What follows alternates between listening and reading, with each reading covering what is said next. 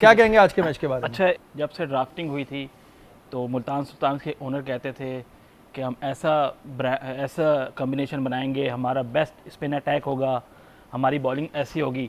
लेकिन जैसे जैसे मैचेस गए और मुल्तान हारता गया तो सब एक्सपोज हो गया। तो आज रिजवान ने बड़ी एक इम्पोर्टेंट बात की। उन्होंने कहा कि जो हमने जो स्पिनर्स रखे थे वो हमारे इसलिए परफॉर्म नहीं कर पाए क्योंकि जो पिचेस की जो मेयार है वो हम डिफरेंट निकली। ठीक है, एक आप पीएसएल का टूर्नामेंट खेलने जा रहे हैं, आप पूरी प्लानिंग के साथ जाएं, आप एंड में ये कह रहे हैं कि हम पिचेस हमारी मुताबिक नहीं बनी, हमारी प्लानिंग के मुताबिक जिस तरह हमने प्लान किया हुआ था कि हमारे जो खिलाड़ी हैं, जो बॉलर्स हैं, वो उस पिचेस पे परफॉर्म अच्छा कर ये सकें। तो वैसे एक बहाना नहीं होता जैसे हम बचपन में किया करते थे, आज कॉपी हो गई, आज दादी का तबीयत खराब हो गई, नानी की हो गई, ये मतलब मैच से जब बाहर हो जाएं तो सारा इल्जाम पिच पे डाल दो। पिच पे। और दूसरा हर बात यही कि हमने सबक सीखना है, हमें सबक सीखना है। हम डे वन से पहले मैच से हमारी गलतियाँ हुई। उन्होंने ये भी कहा कि 235 रन जब हमने चेस करवा दिए तो हमारा मोराल डाउन हो गया, उसके बाद से हम ऊपर उठ ही नहीं पाए। लेकिन सबसे पहले मैं ये कहूँगा, सबसे पहले मुल्तान सुल्तान को अपना जो उनके जो डाटा एनालिस्ट है नेथन एंड्रयू, इंग्लैंड से हैं, उन्होंने ग्रेजुएट किया मैथ में, सबसे पहले आप उसको फारिग करें। ठीक है, उस नेथन साइंसदान को नहीं, डाटा एनालिस्ट की बात कर रहा हूं। नेथन उसका नाम, हाँ नेथन, हाँ नेथन को फारिग करे। सबसे पहले तो ये वैसे उन्होंने ही सबको वैसे फारिग करा देते। नहीं, उनकी वजह है ना, मैं बताता हूँ ना आपको। अब्बास अफरीदी को उन्होंने रिलीज करवाया, खुशदिल शाह नहीं थे, मोहम्मद अली नहीं थे, जो 3 आपके टॉप परफॉर्मर थे लास्ट ईयर के, आपने उनको टीम में रखा नहीं। ठीक है, फिर आपने जो बाहर से जो फॉरेन प्लेयर्स चूज़ किए वो भी इतने कोई इम्पैक्ट नहीं डाल सके। शे होप हो गया और क्या कहते हैं डेविड वेली, वो भी इस दफ़ा इतना अच्छा परफॉर्म नहीं कर रहे। दूसरा उसामा मीर की बात कर रहा हूँ। उसामा मीर से भी last year highest wicket taker थे, तो वो भी उनकी 7 मैचेस में सिर्फ 4 विकेटें।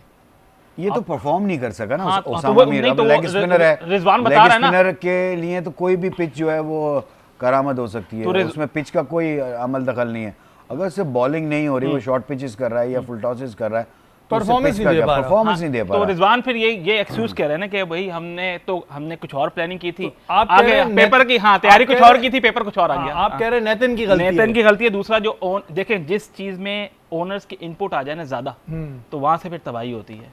अब वो हर चीज में प्लेयर, अब जिसे दीगर टीम के फ्रेंचाइज हैं के ओनर्स हैं, वो अमल दखल नहीं करते ज्यादातर। इस्लामाबाद यूनाइटेड वाले को देख लें और दूसरे को देख लें। मैं इससे मैं इसलिए मुत्तफिक नहीं हो पा रहा कि देखें, डाटा एनालिस्ट डाटा प्रोवाइड करेगा आपको चीज़ों का, ठीक है। डिसीजन लेने वाले लोग कोई और होते हैं जो पिकिंग कर रहे होते हैं, जो कि अगर मैं ड्राफ्टिंग में बैठा हूँ और मैं कहता हूँ कि मुझे लेग स्पिनर लेना है, अब मुझे बताओ कि कौन कौन से प्लेयर अवेलेबल हैं इसके अंदर, ठीक है। वो मुझे डाटा निकाल के देगा कि ये लड़का है लेग स्पिन में जो हम बाहर से ले रहे हैं कि इसने ये लीग की है, इतनी परफॉर्मेंस की, ये की है। फिर हमारे वो जो पिकिंग होती है जिसमें कप्तान बैठा होता है, आपका सारे कोचेस बैठे होते हैं, डायरेक्टर उसमें बैठा होता है, उसमें ओनर बैठा होता है, सबकी मुशावरत से वो प्लेयर को सिलेक्ट होते हैं।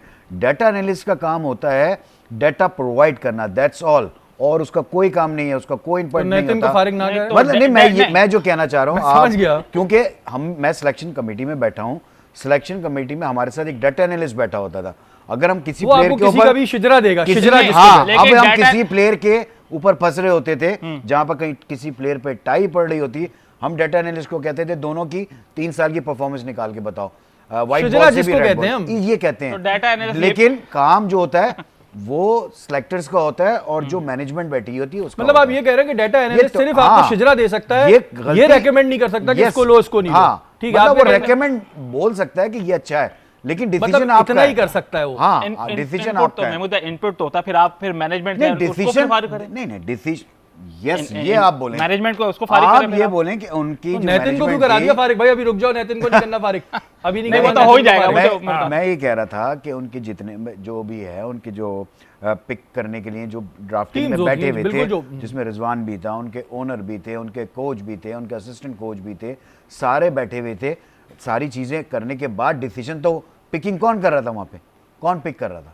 ठीक है, अब ज़ाहिर है ये एक किसे कहते हैं ना, म्यूचुअल वो होती है, अंडरस्टैंडिंग होती है, और उसमें ज़ाहिर कुछ कहना चाह रहे हैं। मैं ये बताऊं कि अब एक डाटा एनालिस्ट की आपने बात की ना कि हम डाटा से पूछते थे, अब मैं डाटा एनालिस्ट को बोलूँगा यार कि मुझे ना बाबर आजम की पिछले लास्ट 2 ओवर में संचय बता दो, वो बता देगा यार इसने अच्छा परफॉर्म किया, बेशक वो नेपाल के खिलाफ होगा, छोटी टीमों के खिलाफ होगा, यहाँ भी तो डाटा देखना चाहिए। अकबर वो भी पेपर पे आता होगा ना, लिखा हुआ सब पेपर पे आता है। वही बता रहा हूँ ना, एक बंदे ने अगर 300 रन बना लिए नेपाल के खिलाफ, अगर कौन सी टीम थी, वेन्यू क्या था, पिच कंडीशन क्या थी, हर चीज आ रही होती जाहिर है है उसके क्योंकि अंदर, ये उस data चीजें के तमाम अंदर। जो आती है ना, ये पेपर पे आती है, हमारी तरह नहीं होता यार ये वाला को कर लो, तो जाहिर है चीजें होती है, लेकिन बहरहाल एक म्यूचुअल वो होती है, इसमें सभी की गलती है।